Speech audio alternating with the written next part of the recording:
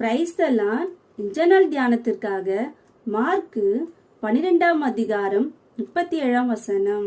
அநேக ஜனங்கள் அவருடைய உபதேசத்தை விருப்பத்தோட கேட்டார்கள். ஆண்டவராகிய இயேசு கிறிஸ்துவின் உபதேசத்தை ஜனங்கள் விருப்பத்தோட கேட்டார்கள். அவருடைய வார்த்தைக்காக எங்கெல்லாமோ இருந்த ஜனங்கள் திரளாய் வந்தார்கள். அவருடைய வார்த்தையை கேட்டவர்கள் சுகம் பெற்றார்கள், விடுதலை பெற்றார்கள், ஆசீர்வாதம் பெற்றார்கள். ஆண்டவருடைய வார்த்தையை நம் கைகளில் கிடைக்கும்படி ஆவியானவர் தந்துள்ளார்.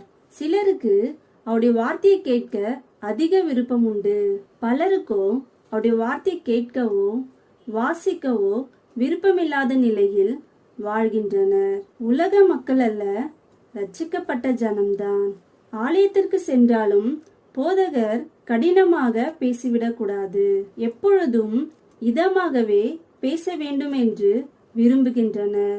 தேவனுடைய வார்த்தையின் உபதேசம்தான் நம்முடைய வாழ்வை சீராக்கும். ஆண்டவராகிய இயேசு கிறிஸ்து அருளும் சுகம், விடுதலை, ஆசீர்வாதம், நன்மைகள் வேண்டும்.